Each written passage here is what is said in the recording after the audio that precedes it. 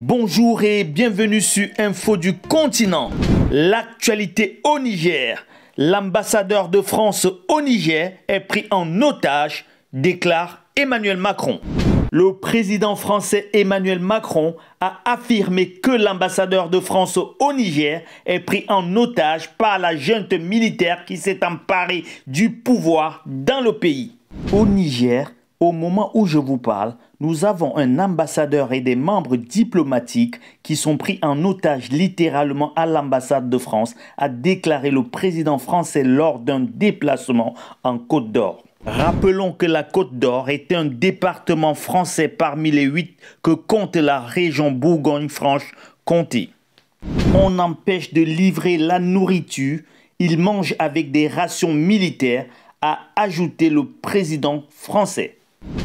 Interrogé sur un éventuel rapatriement de l'ambassadeur à Paris, le chef de l'État français a réitéré « Je ferai ce que nous conviendrons avec le président Bazoum parce que c'est lui l'autorité légitime et je lui parle chaque jour ». Mohamed Bazoum est toujours considéré par la France comme le chef de l'État légitime du Niger. Le 10 septembre dernier, Emmanuel Macron avait déjà souligné qu'un éventuel redéploiement des forces françaises stationnées au Niger ne serait décidé qu'à la demande du président Bazoum. Concernant les artistes, Emmanuel Macron a confirmé que la France continuera d'accueillir ceux venus du Sahel.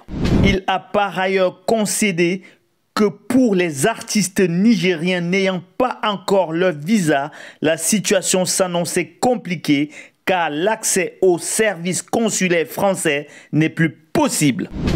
Alors, je vais être très clair.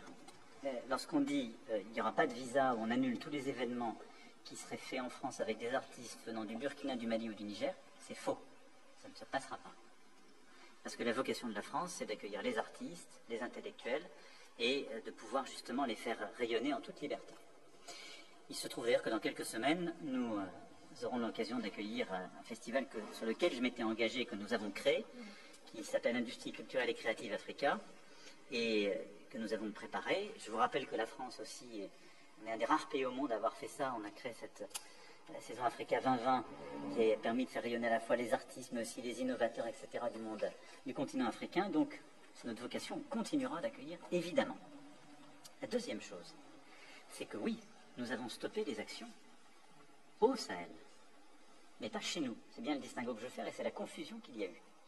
Parce qu'au Sahel, au Burkina, au Mali, au Niger, vous avez des putschistes qui aujourd'hui nous attaquent la culture chez eux et ne nous permettent plus de le faire. Et je vais être très clair avec vous, au Mali, les putschistes, depuis 2020, ont interdit tout financement d'organisations françaises par la France. La décision des Mali. Au Burkina Faso, les putschistes ont organisé des révoltes, ils les ont organisées pour aller brûler nos instituts culturels. Et donc c'est un devoir de sécurité de réduire notre présence et de même stopper nos coopérations parce qu'ils nous utilisent de manière totalement inappropriée puisque la France était là pour lutter contre le terrorisme et protéger le peuple burkinabé. Donc ils se sont attaqués aux emprises culturelles, aux artistes, ils ont brûlé des bibliothèques.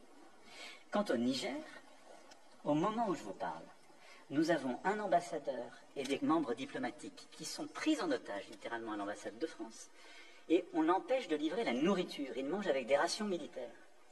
Et il reste là parce que simplement la France, soutenant la démocratie et considérant qu'il n'y a pas de double standard à avoir pour l'Afrique, considère que le président Bazoum, retenu en otage chez lui, est président légitimement élu.